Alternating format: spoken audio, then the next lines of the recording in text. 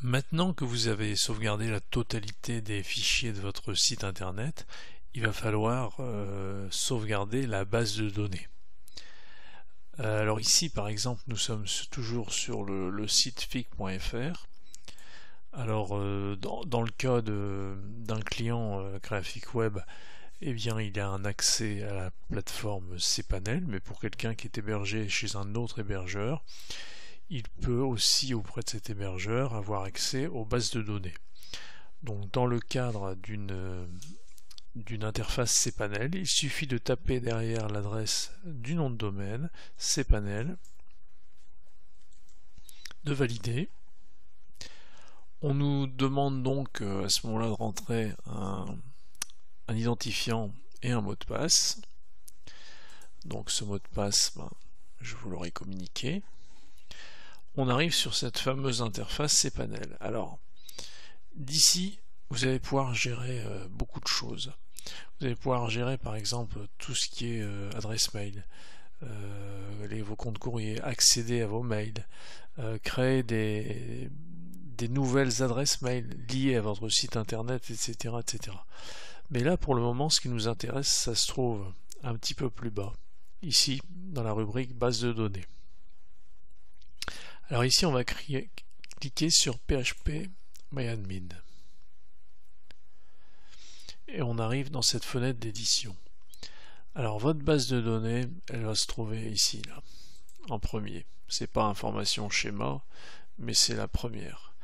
Donc normalement, vous devriez avoir à peu près 11 tables. Bon, dans chaque table, il y a des données, etc. Donc faites très attention, on ne clique pas sur supprimer, etc. La seule chose que nous allons faire, c'est cliquer sur exporter. Pour exporter la base de données, on va demander personnaliser. Normalement, tout est sélectionné par défaut.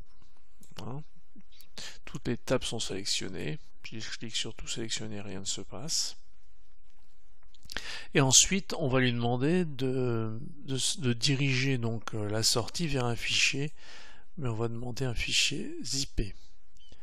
Parce que surtout pour les gros sites et puis pour les sites d'e-commerce, les bases de données sont en général assez importantes. Ce qui fait que si on ne comprime pas le fichier, eh ben on n'arrive pas à le transférer. Voilà, une fois qu'on a fait ça, on va tout en bas, on laisse tous les paramètres par défaut, et on clique sur exécuter. Enregistrer le fichier.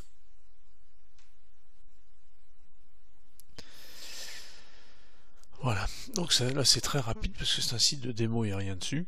Donc j'ai téléchargé ma base de données. Donc il se trouve dans le dossier téléchargement par défaut sur votre ordinateur. Ensuite vous allez récupérer ce fichier et le mettre en lieu sûr à côté de la sauvegarde de l'ensemble des fichiers que vous aurez fait précédemment. Voilà, donc c'est assez simple, mais il ne faut pas faire de fausses manœuvres. Voilà, c'est terminé pour cette partie sauvegarde.